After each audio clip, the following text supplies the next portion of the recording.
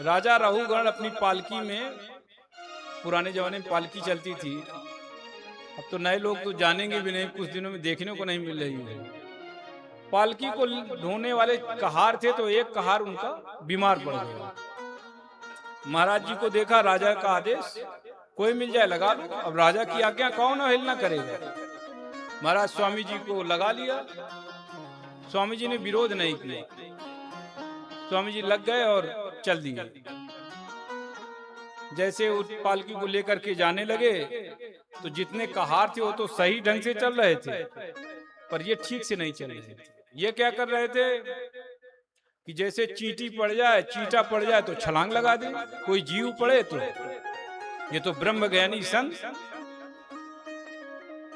अगर पालकी ढोने वाला छलांग लगाएगा तो उसकी क्या स्थिति होगी। जो बैठा होगा उसके खोपड़ी में लगे चट, मारा, तुरंत उसके राजा का दिमाग, अरे तुरंत अपने उनको पालकी ढोने वालों को बोला, ए भोडारा साध्वित क्रमत किमत विषम मुह्यते यानम,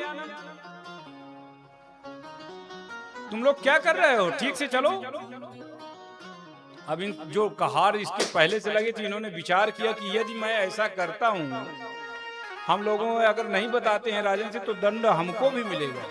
तो इन्होंने कहा, महाराज आयम अधुनेयो नियुक्तोपि न दूतम ब्रजति, जो अभी अभी नया ये नियुक्त हुआ है, ये ठीक से नहीं चल रहा है। बोले अच्छा। राजा ने झांक करके देखा, तो देखा कि मोटा तगड़ा शरीर, बढ़िया हृष्ट पुष्ट। तो राजा व्यंग करने लगे, राजा रघुगण, कि अरे बेचारा दुबला पतला है और ये इतनी भारी पालकी का भार कैसे ढोए। देखो तो अनेकों प्रकार से व्यंग कर रहे हैं। महाराज जी पर कोई प्रभाव नहीं पड़ रहा, कुछ नहीं बोल रहे, जो कहना हो कहते रहो। राजा ने तो तब हद कर दी, बोल दिया कि अरे जानते नहीं हो मैं कौन हूं, प्रमतश्चते करोमि चिकित्साम दंड पाणी हूं, मैं दंड पाणी हूं, मैं तुमको दंड देने का अधिकारी हूं, मैं दंड दूंगा अगर तुमने ठीक से कार्य नहीं किया। अभी तक आज तक जड़ भरत जी बोले नहीं थे, पर जड़ भरत जी को आज लगा कि अगर मैं नहीं बोलता हूं तो कहीं ऐसा ना हो जाए कि जो अभी चोरों के साथ में व्यवहार हुआ, सारा छेदन भद्रकाली ने किया, तो कहीं इनका भी न हो जाए। आज बोल पड़े, क्या बोले, तोयोदितं व्यक्तमभि प्रलब्धं भ्रातु समय स्याद् यदि वीर भारः, तोयोदितं व्यक्तमभि प्रलब्धं भ्रातु समय स्याद् यदि वीर भारः, गन्तुर्यदि स्यादधिगम मध्वा पीबेति रासौ न विदाम प्रवादः, पीबेति रासौ न विदाम प्रवादः।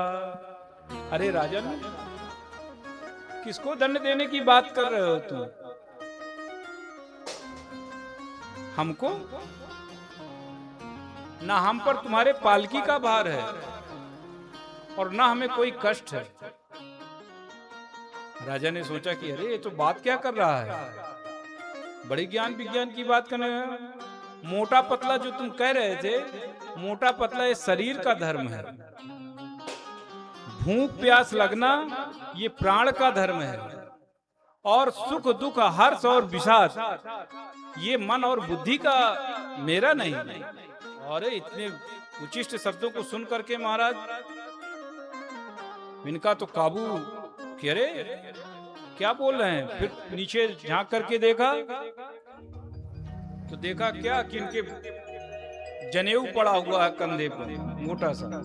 बोले ब्राह्मण देवता है। पालकी रुकवाया तुरंत, और रुकवा के पालकी तत्काल महाराज प्रणाम किया, और प्रणाम करके पूछने लगी, महाराज देहे न जात सीमे न संति, अगर देह की ये सब क्रियाएं हैं महाराज, तो ये आप कैसे कह सकते हैं?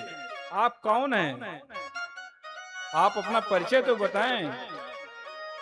बोले कस्त्वं निगूढ़श्चरसि द्विजानां बिभर्ष सूत्रम कतमो वधूता कस्याचि कुत्रतिहापि कस्मात् क्षेमस्य न चेदसिनोत शुक्ला। कहीं आप साक्षात भगवान कपिल तो नहीं हैं? मेरा कल्याण करने के लिए आप आ गए हो? कौन है प्रभु आप बताइए। जब ऐसे कहने लगे, हाथ जोड़ करके गिड़गिड़ाने लगे, तुरंत महाराज इन्होंने कहा कि देखो हम हैं तो ब्राह्मण पर खतरनाक वाले नहीं हो, आप क्यों गिड़गिड़ा रहे हो? क्या भयभीत हो गए क्या राजन? अभी तो तुम मुझको दंड दे रहे थे, अब क्या दंड तुम, क्या हो गया तुमको? बोले महाराज हम डरते किसी से नहीं हैं।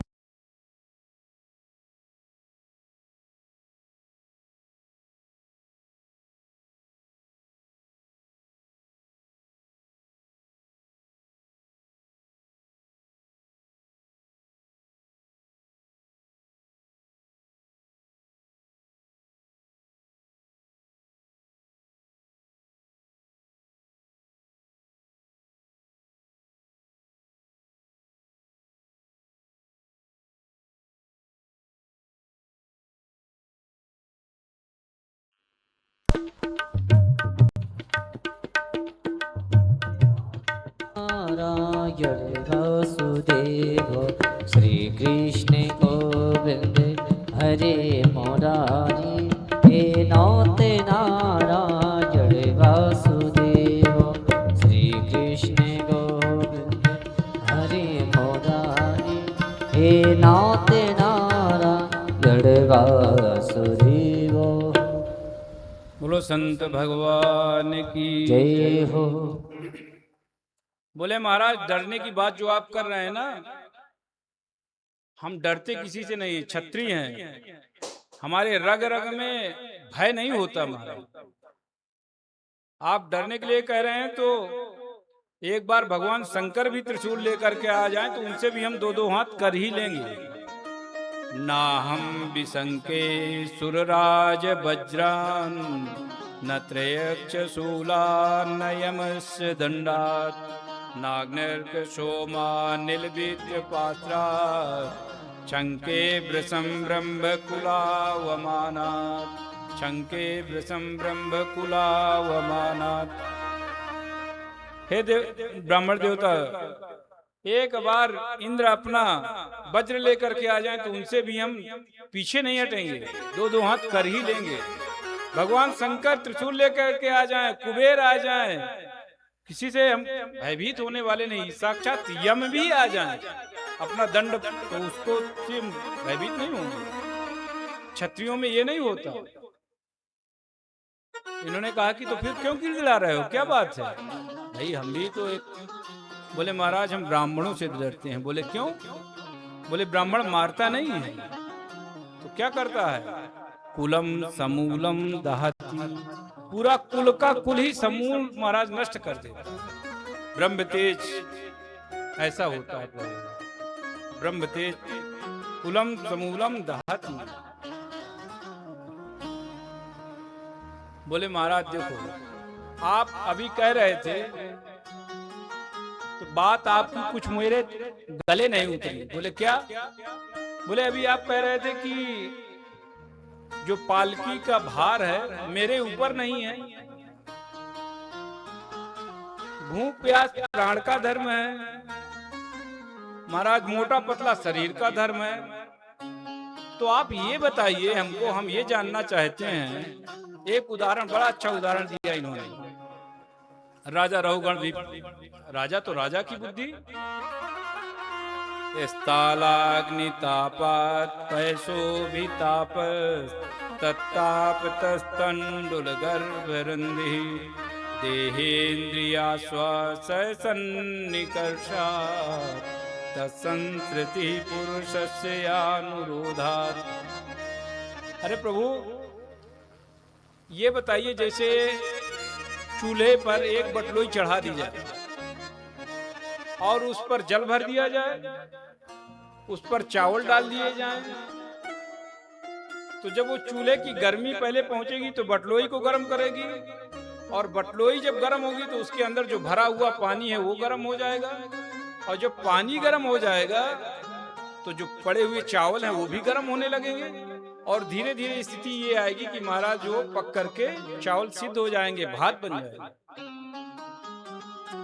तो इसी तरह यदि इसी शरीर में कोई सुई चुभोई जाए हमारे, तो महाराज उसका दर्द इंद्रियों को होगा, और इंद्रियों का स्वामी मन है तो मन को होगा, और इसी शरीर के अंदर ये आत्मा भी बैठी हुई है तो उसको भी तो कष्ट होगा। ऐसा दृष्टांत दिया। जैसे ऐसा दृष्टांत दिया तो महाराज हंसने लग गए। स्वामी जी जड़ भरत जी हंसने लग गए कि अरे तुम तो बातें बड़ी अच्छी सुना रहे हो, बहुत अच्छी बातें कर लेते हो, ब्राह्मणों के बीच में रह रह करके सत्संग सुन सुन करके बातें करना तुम्हें बहुत आ गया है, लेकिन राजन हो बड़े मूर्ख। अरे मूर्ख कह दो राजा को फिर, पर साधु संतों की वाणी में भी महाराज कोई बुरा नहीं मानता। क्यों? क्योंकि जानते हैं कि इनकी वाणी में भी कल्याण ही छुपा है। एक राजा को मूर्ख कहना मामूली बात है, बुरा नहीं माना राजा रघुगण ने। राजा रघुगण ने कहा महाराज यदि मैं मूर्ख हूं तो आप सिद्ध करके बतावें, मैं मूर्ख कैसे हूं? बोले सुनो, अको विदः को विदवाद वादान वदस्य यथो नाति विदाम वरिष्ठा न सूर्यो ही व्यवहार मेनन तत्त्वावमर्शेन सहा मनन्ति, तत्त्वावमर्शेन सहा मनन्ति। अरे जो आप कह रहे हो ये व्यवहारिक बिल्कुल नहीं है। बोले कैसे व्यवहारिक नहीं है? बोले इस प्रकार से, जैसे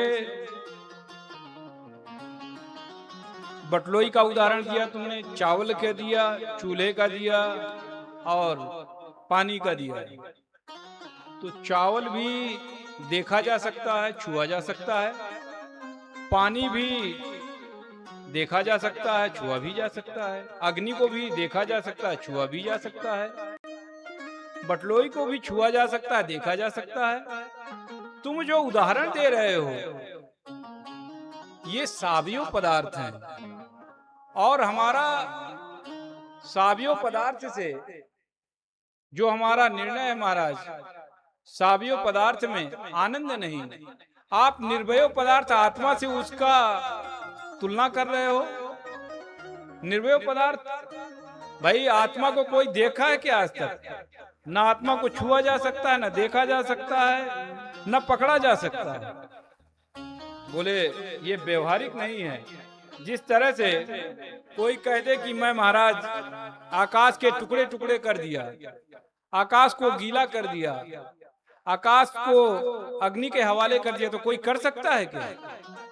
जो एक खाली जगह एक आकाश ही है, वही जिस तरह से आकाश सूक्ष्म तत्व है ऐसे ही आत्मा सूक्ष्म तत्व है राजन। इसलिए तुम्हारा ये जो दृष्टांत है वो ठीक नहीं है। ऐसा कहने पर राजा रघुगण ने महाराज से प्रार्थना किया कि महाराज जो आप स्थिति बता रहे हैं वो आती कैसे है, मैं ये जानना चाहता हूँ। बोले सुनो, ये तन बड़ा कीमती है और इस तन को महाराज भगवान का जब तक हम चिंतन मनन नहीं करेंगे तब तक हमारे समझ में बात नहीं आएगी। इसी आत्मा को हमारे शरीर में कैसे है तो इसको जानने के लिए हमें ठाकुर जी का चिंतन करना पड़ेगा। ये तन है कीमती, अरे ये तन कीमती है मगर है विनाशी, ये तन कीमती है मगर है विनाशी, कभी अगले क्षण के भरोसे न रहना, कभी अगले क्षण के भरोसे न रहना, निकल जाएगी छोड़ काया को पल में, निकल जाएगी छोड़ काया को पल में। सदा श्वास धन के भरोसे न रहना, सदा श्वास भर के भरोसे न रहे।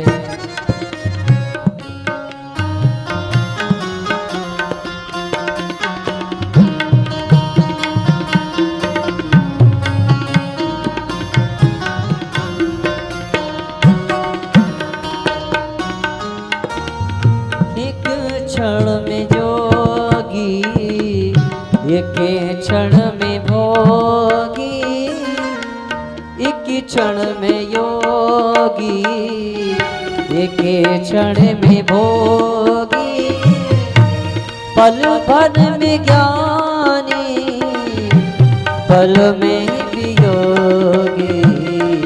बदलता जो क्षण क्षण में है प्रति अपनी, बदलता जो क्षण क्षण में है प्रति अपनी।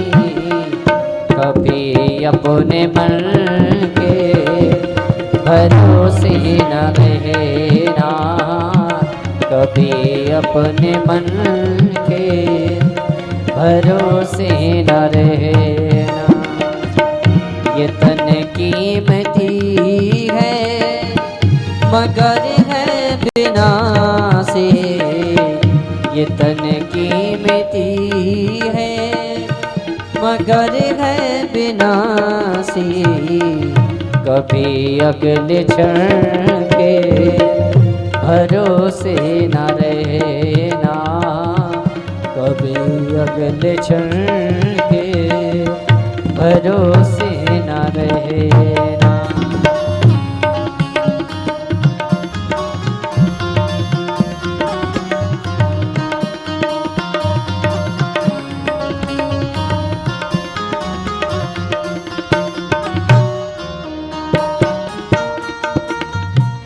तुझको जो मेरा मेरा कहेंगे, तुझको जो मेरा मेरा कहेंगे, जरूरी नहीं वे भी तेरे रहेंगे, जरूरी नहीं वो भी तेरे रहेंगे।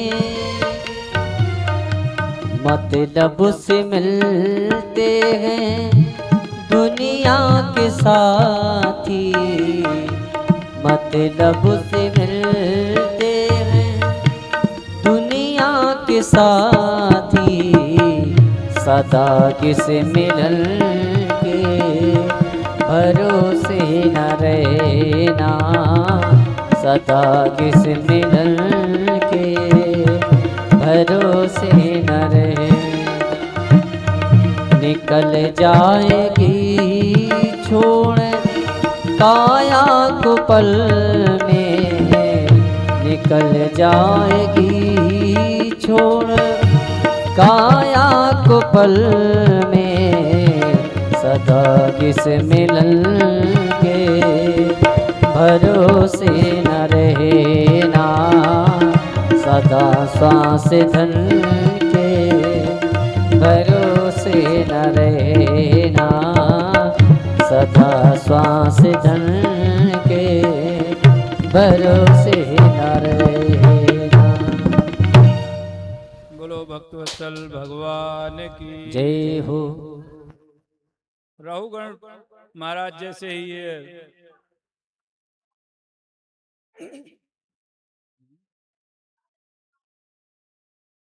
राहुगण ने जैसे ही महाराज कहा कि महाराज ये जो स्थिति आपकी है वो कैसे प्राप्त होती है, ये मैं जानना चाहता हूँ। बोले सुनो राजन, यह स्थिति तपस्या करने से भी नहीं आती। बोले फिर कैसी आती है? बोले बहुत ज्यादा वेद शास्त्र भी पढ़ ले तो भी नहीं प्राप्त होती है। तो कैसे होती है? रहु गड़ई तपसा नयाति न चेज्जया निर्वपणात् गृहीद्वा न छन्दसा